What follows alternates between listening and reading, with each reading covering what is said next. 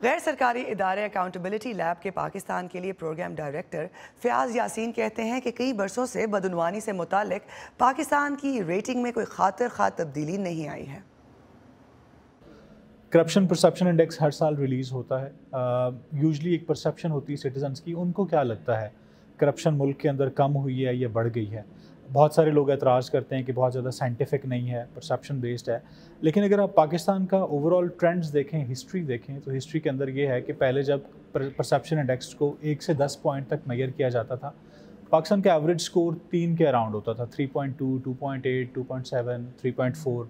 Minor changes होती थी, थोड़ा ऊपर चला जाता था, थोड़ा नीचे चला जाता था, डिपेंडिंग ऑन कि जो करंट गवर्नमेंट उस वक्त की होती थी उसके रिलेशंस, उसका ट्रस्ट लेवल क्या था सिटीजन्स के अंदर। अगर ट्रस्ट लेवल ज़्यादा था परसेप्शन इंप्रूव हो जाती थी, अगर ट्रस्ट लेवल डाउन था तो परसेप्शन जो है वो ख़राब हो जाती है।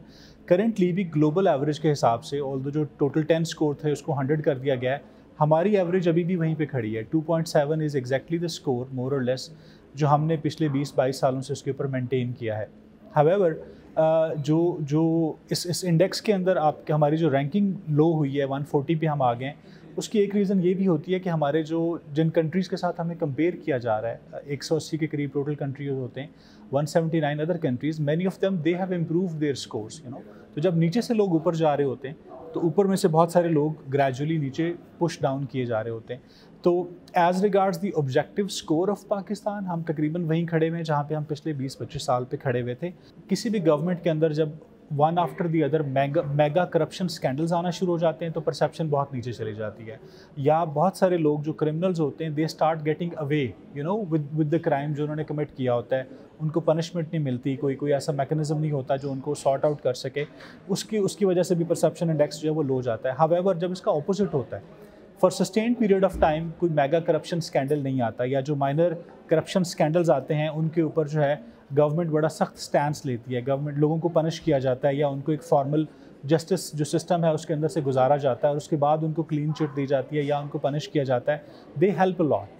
लोगों की जो अपना एक्सपीरियंसेस होते हैं गवर्नमेंट डिपार्टमेंट्स के साथ इंटरेक्ट करने का, they also contribute a lot.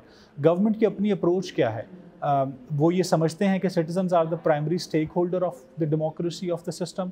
अगर वो एक ब्रॉडर अप्रोच बड़ी एक्सेप्टेंस वाली होती है तो परसेप्शन इंप्रूव होने लग जाती है। अगर वो एक सिस्टम को शट डाउन करने वाली अप्रोच होती है, सीक्रेसी वाली अप्रोच होती है, परसेप्शन स्टार्ट्स डिटेरोरेटिंग।